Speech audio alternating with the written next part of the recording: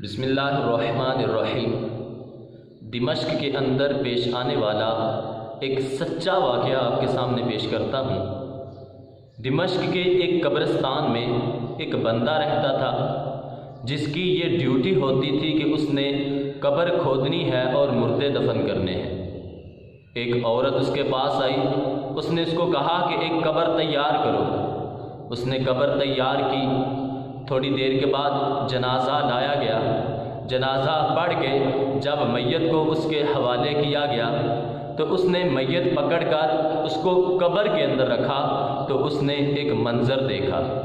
منظر کیا دیکھا کہ جعل قبرہ روضۃ من ریاض الجنہ، کہ اس بندے کی قبر کھل گئی ہے اور جنت کے باغوں میں سے ایک باغ بن گئی ہے، اور دو بندے گھوڑے کے اوپر بیٹھ کے آئے، انہوں نے میت کو پکڑا اور اس کو لے کے چلے گئے۔ وہ بندہ بے ہوش ہو گیا۔ یہ منظر صرف اس بندے نے دیکھا، اس کے علاوہ اور کوئی یہ منظر نہ دیکھ سکا۔ اس کو ہوش میں لانے کے لیے لوگوں نے اس کے اوپر پانی ڈالا، اس سے وجہ پوچھی کہ تم بے ہوش کیوں ہوئے تھے، تو اس نے وہ سارا منظر بیان کیا۔ تو لوگوں نے سمجھا شاید یہ اس کا کوئی وہم ہے، وہ لوگ وہاں سے چلے گئے۔ کچھ مہینے گزرے تو وہ عورت دوبارہ وہاں آئی، اس بندے سے دوبارہ کہا کہ ایک قبر تیار کرو۔ قبر تیار ہو گئی۔ تھوڑی دیر کے بعد ایک جنازہ لایا گیا، اس میت کو اس بندے کے حوالے کر کے جب اس نے وہ میت قبر کے اندر رکھی تو دوبارہ اس نے وہی منظر دیکھا۔ قبر کھل گئی، جنت کے باغوں میں سے ایک باغ بن گئی، دو بندے گھوڑوں کے اوپر بیٹھ کر آئے، انہوں نے میت کو اٹھایا اور لے کر چلے گئے۔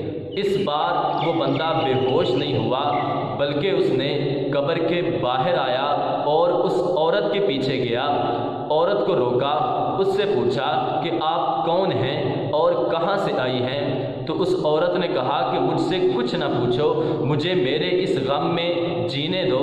تو اس بندے نے کہا کہ آپ کا غم کیا ہے؟ تو اس عورت نے کہا کہ ابھی تم نے جس کو دفن کیا ہے یہ میرا بیٹا تھا، اور اس سے پہلے جس کو دفن کیا تھا وہ بھی میرا بیٹا ہے، اور یہ دونوں دنیا سے چل بسے ہیں، لیکن تم مجھ سے ان کے بارے میں کیوں پوچھ رہے ہو؟ تو اس بندے نے کہا کہ اللہ تعالیٰ نے ان دونوں کے ساتھ یہ معاملہ کیا ہے کہ رب تعالیٰ کے حکم سے ان دونوں کی قبریں جنت کے باغوں میں سے باغ بنا دی گئیں۔ تو اس عورت سے پھر بندہ کہتا ہے کہ مجھے یہ بتائیں کہ وہ دونوں کام کیا کرتے تھے، ایسا ان کا عمل کون سا تھا جس کی وجہ سے ان دونوں کو اتنا بڑا انعام دیا گیا؟ تو اس عورت نے کہا کہ جو پہلا تو نے دفن کیا ہے وہ بندہ دین کا طالب علم تھا، وہ بندہ دین کا علم سیکھتا تھا، اور جو دوسرا اس کا بھائی تھا وہ ایک ترخان تھا، وہ اپنے بھائی کے خرچے برداشت کرتا تھا، اس کو جس چیز کی ضرورت ہوتی یہ اس کی ہیلپ کرتا تھا۔ تو اللہ اکبر، جب اس نے یہ سنا تو اس کے دل میں علم دین کا شوق پیدا ہوا۔ اس نے قبرستان چھوڑا، وہ مسجد توبہ میں چلا گیا، وہاں بزرگوں سے جا کے کہتا ہے کہ میں نے دین کا علم سیکھنا ہے، میں دین پڑھنا چاہتا ہوں۔ تو انہوں نے کہا کہ تمہاری 45-40 سال 50 سال عمر ہو چکی ہے، تو اب تمہیں دین پڑھنا یاد آیا ہے، تو اس سے پہلے تم سو رہے تھے؟ تو اس نے اپنا سارا واقعہ بیان کیا۔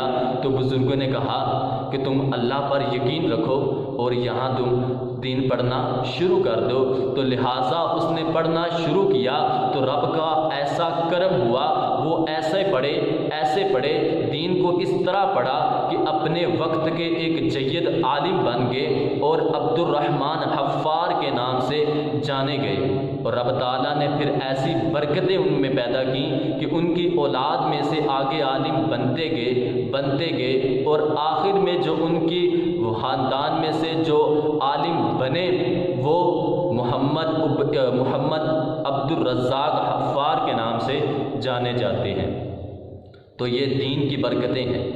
پیارے آقا علیہ الصلوۃ والسلام کی بارگاہ میں ایک شخص حاضر ہوا، اس نے عرض کی یا رسول اللہ میں مزدوری کرتا ہوں، سارا دن کام کاج کر کے تھک ہار جاتا ہوں تو پیسے کماتا ہوں، جبکہ میرا یہ بھائی جو آپ کے پاس بیٹھا ہے یہ صرف سارا دن آپ کے پاس بیٹھ کے آپ کے پاس رہ کے یہ دین کی باتیں سیکھتا رہتا ہے، یہ اسلام سیکھتا رہتا ہے، تو لہٰذا اس کو کہیں کہ یہ میری ہیلپ کیا کرے، میری مدد کیا کرے۔ تو آقا کریم علیہ الصلوۃ والسلام نے ارشاد فرمایا کہ ہو سکتا ہے کہ رب تعالیٰ تمہیں رزق اس کی برکت سے عطا کرتا ہو۔ تو رب تعالیٰ سے دعا ہے کہ رب تعالیٰ ہم سب کو خوب علم دین سیکھنے، اس پر عمل کرنے اور آگے پہنچانے کی توفیق عطا فرمائے۔